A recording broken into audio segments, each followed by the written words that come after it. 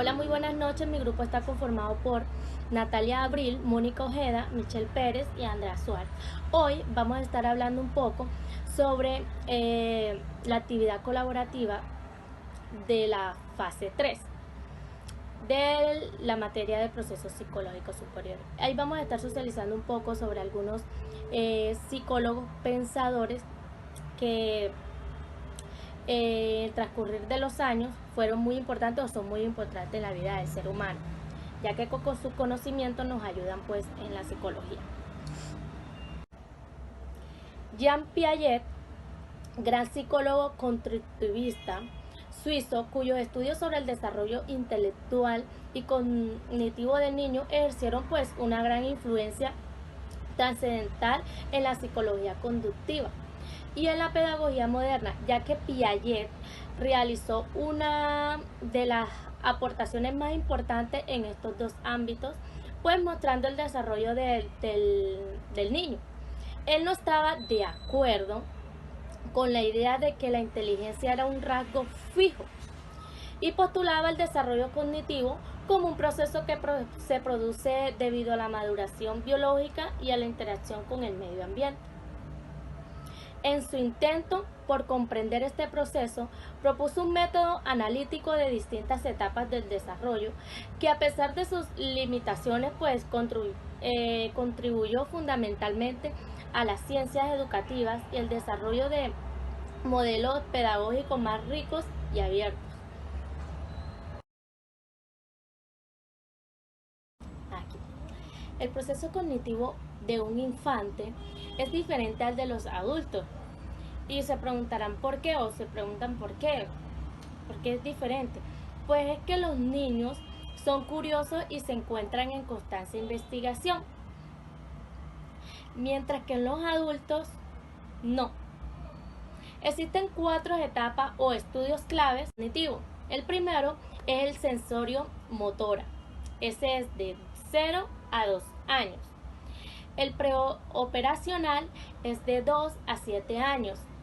Y operaciones concretas es de 7 a 11 años. Y operaciones formales pues son las de los niños de 11 hasta los adultos. Hola, mucho gusto. Mi nombre es Mónica Ojeda Zárate y en el día de hoy vamos a ver la teoría del aprendizaje según Albert Bandura. El principal representante es Albert Bandura, nacido en 1925 y fallecido en el 2021. Conceptos principales sobre la teoría sería que en el occidente lo habitual era considerar al hombre como el único motor de su proceso de aprendizaje. La idea del hombre en busca de la virtud con permiso de la deidad correspondiente. Luego llegaron los psicólogos conductistas y revolucionaron el panorama. El ser humano pasaba de ser el único responsable de su propio desarrollo personal para pasar a ser un trozo de carne esclavo de las presiones externas y los procesos de condicionamiento. También en el aprendizaje y refuerzo, por un lado, Bandura admite que cuando aprendemos estamos ligados a ciertos procesos de condicionamiento y refuerzo positivo o negativo. Del mismo modo, reconoce que no puede entenderse nuestro comportamiento si no tomamos en consideración los aspectos de nuestro entorno que nos están influyendo a modo de presiones externas, tal como dirían los conductistas. También en el sentido del ambiente, ciertamente, para que exista una sociedad, por muy pequeña que ésta sea, tiene que haber un contexto, un espacio en el que existan todos sus miembros. A su vez, ese espacio nos condiciona en mayor o menor grado por el simple hecho de que nosotros estamos insertados en él. En el factor cognitivo, Bandura nos recuerda que también hay que tener en cuenta la otra cara de la moneda.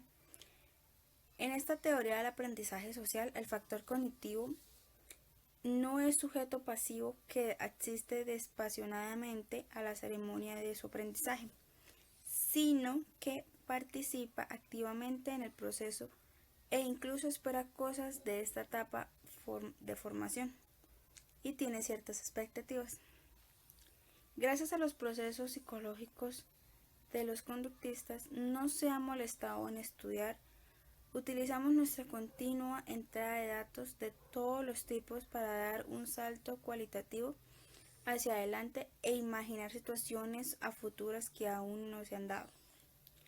En el aprendizaje vicario, el pináculo del aspecto social del aprendizaje vicario, remarcado por Bandura, en el que un organismo es capaz de extraer enseñanzas a partir de la observación de lo que hace otro. Así somos capaces de aprender haciendo algo difícilmente mediable en un laboratorio. La observación y atención con lo que seguimos las aventuras de alguien. Por ejemplo, ¿recuerdas las polémicas que desataban periódicamente sobre la convivencia o no de que los niños y niñas vean ciertas películas o series de televisión? No es un caso aislado, ya que muchos adultos encuentran tentador participar en reality shows al ponderar los pros y los contras de lo que pasa con los concursantes en la última edición. En un término medio, en definitiva, Bandura utiliza un modelo de teoría de aprendizaje social, como recordamos que, como aprendices en continua formación, nuestros procesos psicológicos privados e impredecibles son importantes. Sin embargo, a pesar de que no son secretos, nos pertenecen solo a nosotros. Estos procesos psicológicos tienen un origen ¿en qué parte? En la parte social. Es precisamente gracias a nuestra capacidad de vernos a nosotros mismos en la conducta de los demás por lo que podemos decidir cómo funciona y qué no funciona. En el papel de docente podemos ver que el rol del maestro no es solo proporcionar información y controlar la disciplina, sino que es un mediador entre el alumno y el ambiente, dejando de ser el protagonista del aprendizaje para pasar a ser el guía o acompañante de su alumno. En el papel del estudiante, Bandura destaca que este aprendizaje es de mejor en un entorno social interactivo que permita que los seres humanos mantenerse conectados con el contenido del aprendizaje. El conocimiento no tiene un origen específico, por lo que puede existir entre el alumno o entre alumno y profesor o entre muchas otras pocas personas. Muchas gracias. Hola, mi nombre es Andrea Paola Suárez y a continuación voy a socializar el mapa conceptual del aprendizaje por descubrimiento. Esta teoría es de Jerome Bruner. Bruner sustenta un paradigma que mantiene preferencia por la investigación focalizada en el desarrollo humano. Este paradigma sintetiza en la mente como funcionamiento cualitativo del cerebro, siendo un medio para la construcción de modelos mentales, almacenamiento y las inferencias extraídas de quien aprende. En lo mencionado anteriormente, tiene un papel fundamental para comprender la relación entre las cosas del mundo y las representaciones del modelo mental abstracto. El proceso del desarrollo humano se da en diferentes etapas. Cada una de ellas se caracteriza por la construcción de las representaciones mentales por parte del sujeto de sí mismo y del mundo que le rodea. En síntesis, el desarrollo humano es la capacidad del sujeto para mantener una reacción invariable frente a los estados cambiantes del mundo estimulante. Y esto implica que el aprendizaje y el desarrollo intelectual, una creciente capacidad para explicarse y explicar a los demás, mediante palabras o símbolos, situaciones conceptuales complejas. El desarrollo intelectual, para que esto se dé, es necesario el lenguaje, que también es determinado por sistemas simbólicos y códigos de representaciones culturales. Brunner habla del constructivismo simbólico como los constructos teóricos que son tan verdaderos para la mente como lo es el mundo real de donde provienen. Bueno, acá, dentro del papel de quien enseña, o sea, el docente, en los programas contenidos de estudio deben iniciar con una exposición no canónica y narrativa. Lo no canónico es aquello que se sale de la norma. Al iniciar un tema de aprendizaje de forma canónica, posiblemente el alumno desarrolla antipatía. Eh, pero si al contrario se inicia con una exposición no canónica, se logra captar la atención.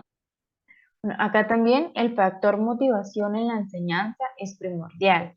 Generar el interés, despertar la fascinación, sorprender al estudiante. Bueno, y acá dentro del papel de quien aprende, el estudiante es un agente activo que encuentra la respuesta ante un reto determinado. Además debe tomar una actitud proactiva al tomar la iniciativa. También debe observar para ir más allá de lo aparente, o sea, lo no canónico. Esta pedagogía posiciona al alumno como protagonista de su propio proceso de aprendizaje. Hola, muy buenas noches. Mi nombre es Natalia. El día de hoy vengo a exponer sobre la teoría sociocultural de Vygotsky. Y bueno, esa teoría planteaba que en el desarrollo humano inciden factores de línea natural como es la maduración biológica, el contexto social y cultural del entorno en el que se encuentra inmerso el ser humano, por lo cual la experiencia personal del individuo es importante debido a que repercute sobre el desarrollo cognitivo del mismo. ¿Esto qué quiere decir? Que en el desarrollo humano incide en gran manera el contexto social porque el individuo desde que nace ya se está desarrollando y ya va adquiriendo nuevas culturas, ya va adquiriendo nuevos conocimientos y así lo hace para adaptarse también al medio en el que se encuentra inmerso.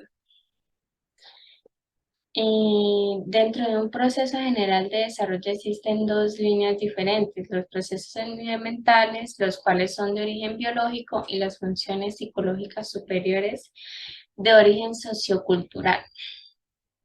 Su énfasis se centró en argumentar que los factores genéticos juegan un rol menor que la génesis del desarrollo, mientras que los factores sociales son absolutamente determinantes. Y bueno, aquí lo que ya estábamos hablando, en la interacción social el niño aprende a regular sus procesos cognitivos a partir de las indicaciones y directrices de los adultos y en general de las personas con quienes interactúan. Esto quiere decir también que dependiendo de la sociedad, la cultura en la que la persona se encuentra inmersa, si es una sociedad avanzada, probablemente el niño adquiera mayores capacidades cognitivas que una persona que probablemente se encuentre inmersa a un entorno de poco avance. Es precisamente en la explicación de este proceso cuando teoriza que el lenguaje es el instrumento de mediación semiótica que juega un papel decisivo en el proceso de interiorización. Son los signos y los símbolos, las herramientas culturales que amarran o integran al individuo a la sociedad. Y el principal mecanismo de esta unión lo constituyen el lenguaje y otras propiedades simbólicas. Bueno, él planteaba en su teoría que a través de la palabra y el lenguaje se crea el pensamiento, porque el lenguaje procede al pensamiento. Es decir, que sin palabras uno no podría expresar las ideas porque la mente no las interpretaría.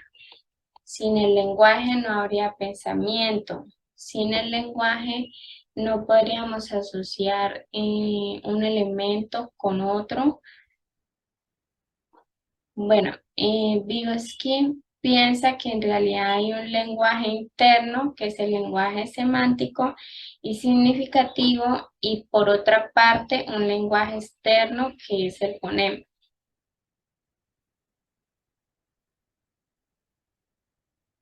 Además, planteó que el pensamiento y el lenguaje son dos categorías de procesos dinámicos, continuos y no estáticos. Además que esta teoría también expone sobre la dificultad que posee un individuo al no poder expresarse o al no saber expresarse, eh, porque